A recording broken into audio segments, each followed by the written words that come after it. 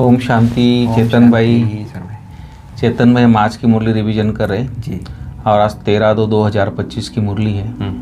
और आज बाबा ने खास कहा है कि मीठे बच्चे, बाप जो है जैसा है उसे यथार्थ रीति जानकर याद करना, यही मुख्य बात है।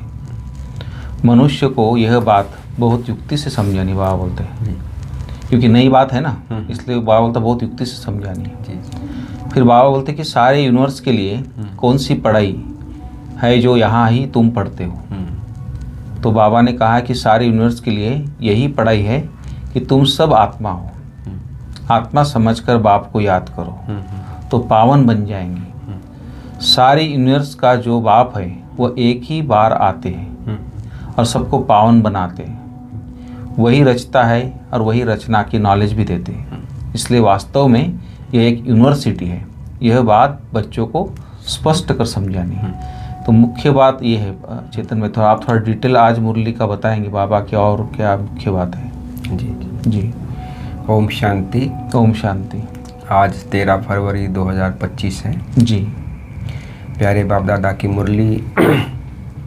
आज हम बच्चों को एक परमात्मा को कैसे सिद्ध करना है, जी, और भगवान आकर स्वयं इस धरती पर कैसे ज्ञान देते हैं, कैसे हम बच्चों को अपना बनाते हैं, जी, और दूसरों को ये परिचय कैसे मिले, इसकी सहज युक्ति बताते हैं। जी। तो बाबा ने कहा भगवान जो है जैसा है, यथार्थ। बाबा ने कहा तुम्हारे में भी जो हमने पहचान लिया है, जी, इसमें भी नंबरवार पुरुषार्थ अनुसार हम उनको जानते हैं। जी। और बाबा ने कहा यथार्थ रीति जानकर बाप को याद करना, जी, ये सबसे कठिन कार्य है संसार का। क्योंकि वो निराकार है। जी। इस शरीर के माध्यम से हम साकार हैं। कई जन्मों से हम इस शरीर पार्ट बजाते बजाते आत्मा को तो भूल ही गए हैं। जी। और परमात्मा को तो यथार्थ रीति जानते ही नहीं। इसलिए मुश्किल होता है, क्योंकि स्वयं परमात्मा निराकार है। तो निराकार आकर इस साकार शरीर में आते हैं, साकार दुनिया में आते हैं। और हम साकार और जो वर्षों से भूले हुए, जी, बच्चों को अपना परिचय देकर बताते हैं कि मैं कौन हूँ, जी, मेरा नाम क्या है, रूप क्या है, देश कौन सा है, मेरा कर्तव्य क्या है। क्योंकि अनेक मतांतर हो गए हैं अभी। बिल्कुल। इसलिए बाबा हम बच्चों को बाप जो है, मतलब छोटा जो आज जैसे आत्मा बिंदी है, परमात्मा बाबा भी हमारा बिंदी है, इस स्वरूप को समझाना है। जी। क्योंकि आधा कल्प से तो भगवान का नाम ही नहीं लेते थे सतयुग त्रेता में। और जब दुख शुरू हुआ तब कहते हैं कि हे भगवान। अब भगवान कौन है ये मनुष्य समझते ही नहीं। अब बाबा कहते हैं भगवान कौन है, इस पर अच्छी तरह से विचार सागर मंथन करके, ताकि लोग मनुष्य आत्मा उस बात को समझ जाए कि वो हमारा परम पिता परमात्मा है। वो सर्व आत्माओं का पिता है। और इस सृष्टि पर आकर अपना कर्तव्य करते हैं। हम मनुष्य आत्माओं को जो पतित बन गए हैं, विकारी बन गए हैं, उनको पावन बनाने का कर्तव्य करते हैं। इसलिए बाबा ने कहा इसका नाम भी यहाँ पर जब परमात्मा आते हैं तो इस संस्था का नाम रखते हैं प्रजापिता ब्रह्मा कुमारी ईश्वरी विश्वविद्यालय। जी। तो बाबा ने कहा इसमें भी रूहानी अक्षर जोड़ना चाहिए, क्योंकि बेहद का बाप है, पूरा यूनिवर्स का है, है ना। इसलिए यूनिवर्सिटी कहा जाता है ना ये। जी। तो यूनिवर्स मतलब सारा वर्ल्ड। तो इसमें सब पूरे विश्व की आत्माएं पढ़ सकती हैं, कोई भी आत्माएं, कोई भी मठ पंथ का हो। इसलिए बाबा कहते हैं यूनिवर्स। तो बाबा कहते हैं spiritual university of incorporeal God father. ये भी नाम रख सकते हैं विचार सागर मंथन करके। जी, जी।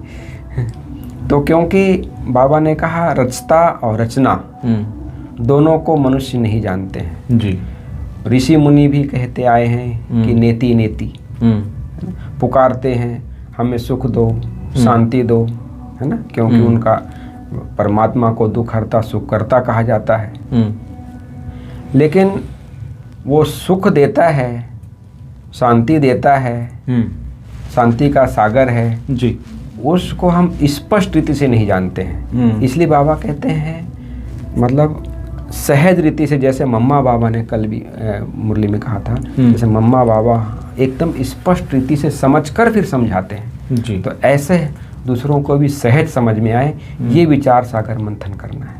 क्योंकि मनुष्य आत्माएं सब पत्थर बुद्धि बन गए हैं। पत्थर बुद्धि मतलब बात को समझने का ये नहीं है कि भाई क्योंकि अनेक मतांतर हो गए हैं परमात्मा के बारे में जी। इसलिए बाबा कहते हैं पत्थर बुद्धि से पारस बुद्धि बनते हैं। और जो पारस बुद्धि भी किसको कहा जाता है, बाबा ने आज स्पष्ट कहा है, जो 50% से ज़्यादा मार्क्स लेते हैं उनको कहा जाता है पारस बुद्धि। अच्छा। फिर श्री रामचंद्र जी को बाण दे दिया गया है, श्री कृष्ण जी को सुदर्शन चक्र दिखा दिया गया है। फिर हिंसक युद्ध भी दिखा दिया गया है कि भाई आकासुर बकासुर को मारा गया, है ना। लेकिन बाबा कहते हैं वो तो संपूर्ण हिंसक है, संपूर्ण निर्विकारी है, हिंसा हो नहीं सकती। फिर दुनिया वाले कहते हैं कि देवी देवताओं के भी तो बाल बच्चे थे, है ना। बाबा कहते हैं योग बल से जन्म लेते हैं। जब योग बल से विश्व की बादशाही मिल जाती है तो क्या योग बल से बच्चे जन्म नहीं ले सकते? बिल्कुल बिल्कुल। तो बाबा कितनी अच्छी मतलब बहुत स्पष्ट रीति से हम बच्चों को समझाते हैं जी कि वह जो दुनिया है वो निर्विकारी दुनिया है, ये विकारी दुनिया है जी। और फिर बाबा ने मन मना भाव का राज भी हम बच्चों को बताया है। मन मना भाव का अर्थ है पाप और वर्षे को याद करना जी, है ना। क्योंकि बाबा ने कहा ये तुम्हारा ब्राह्मण कुल है ना। इसमें सहज बाबा हम बच्चों को सहज करके समझाते हैं क्योंकि जीवन मुक्ति डीटी सॉवरेंटी इन सेकंड बाबा दिलाते हैं। तो बाबा कहते हैं तुम्हारा नाम क्या है? आज बाबा ने कहा ब्राह्मण कुलभूषण स्वदर्शन चक्रधारी। ये हम बच्चों को बाबा ने नाम दिया है। नाम सहित अर्थ सहित ये समझना है अपने आप को जी। केवल नाम ऐसा नहीं कि भी ब्राह्मण कह दिया। ब्राह्मण मतलब कौन? सुदर्शन चक्रधारी मतलब क्या जी? पूरी सृष्टि चक्र के आदि मध्य अंत रचना और रचता के का ज्ञान हमारी बुद्धि में घूमता रहे, ये है सुदर्शन चक्र। तब विश्व राज अधिकारी बनते हैं, विश्व के चक्रधारी राजा बनते हैं जी। फिर इसका बाबा ने कहा एक बाजोली का खेल भी होता है, जैसे शुरू से लेकर ऐसा है दिखाते हैं ना, सतयुग त्रेता द्वापर कलयुग, है ना। आदि सनातन देवी देवता धर्म, फिर अनेक धर्म आते हैं, फिर मठ पंथ स्थापन होते हैं, फिर आदि सनातन देवी देवता धर्म की स्थापना होती है जी। ये सब बातें ब्राह्मण देवता क्षत्रिय वैश्य शूद्र, ये सब बातें, फिर इसको बाजोली कहा जाता है। बाबा ने कहा बाजोली का चित्र है, सीढ़ी का चित्र है, विराट रूप का चित्र है। इसमें भी क्लियर रचता और रचना का ज्ञान बाबा ने बताया है। जो बाबा ने कहा जो इस कुल के होंगे वो सहज समझ लेंगे, समझो सयाने होंगे। ये नहीं है तो तवाई मिसल समझेंगे, बात को समझ पाएंगे, वो बुद्धि में नहीं बैठ पाएगा, है ना। फिर बाबा कई बार लोग कहते हैं कि जब भगवान रचता है तो तुम्हारी रक्षा क्यों नहीं करता है? तो बाबा ने कहा कि भाई ये हर एक आत्मा का कर्म का हिसाब किताब अपना होता है, चाहे तबीयत के रूप में कहो या कर्म बंधन के रूप में कहो, है ना, परिस्थिति के रूप में कहो, ये सब बातें आती हैं। लेकिन यदि बाबा कहे कि हर एक को माफ़ कर दे यदि रक्षा करना चाहे तो रक्षा हम बच्चों की बाबा विकारों से करते हैं, सतयुग की दुनिया में ले जाते हैं। कई जन्मों तक कोई कोर्ट नहीं, कचहरी नहीं, बीमारी नहीं, कितनी बड़ी रक्षा होती है। जन्म जन्मांतर की रक्षा परमात्मा करते हैं तो इससे बड़ी रक्षा और क्या चाहिए? एक जन्म के लिए अल्पकाल के लिए थोड़ी भगवान करते हैं, भगवान तो बेहद का है जी। तो फिर बाबा ने कहा और आज पवित्रता के बारे में आज खास बाबा ने समझाया है। कोई कभी किसी की कुदृष्टि हो जाती है, कुचलन हो जाती है ना, को वचन बोलते हैं, तो ये बाबा ने कहा माया का संग लग जाता है, उल्टे काम करने लग पड़ते हैं, जिसको कुकर्म, हाँ, काम विकार के वशीभूत हो जाते हैं। तो इसलिए बाबा कहते हैं ट्रेटर नहीं बनना है, अपना रजिस्टर खराब नहीं करना है, नहीं तो सत्यानाश अपने आप का भी कर लेते हैं, अपने जीवन का भी कर लेते हैं। इसलिए बाबा ने कहा जो अपनी चलन को यदि अच्छी तरह से सुधारते हैं तो वो बहुत, उनका जीवन भी, उनका चेहरा भी खुशनुमा बनता है जी। फिर वरदान में भी बाबा ने आज कहा है, बहुत अच्छा वरदान है, चैलेंज और प्रैक्टिकल की समानता द्वारा जी, और स्वयं को पापों से सेफ यदि हम रखते हैं तब विश्व सेवाधारी कहलाते हैं जी। क्योंकि हम जो कहते हैं वो और जो हम करते हैं वो प्रैक्टिकल में समानता हो जी, तब मानते हैं लोग। तब बाबा ने कहा यदि हम तब पुण्य आत्मा बनते हैं, नहीं तो छोटे छोटे ये हम चैलेंज करते हैं और फिर हम कर्म ऐसा नहीं करते हैं प्रैक्टिकल में, तो उसका पाप भी बनता है जी। जब पाप बनता है तो बोझ होता रहता है, और बोझ वाली आत्मा जो है उड़ नहीं पाती है जी।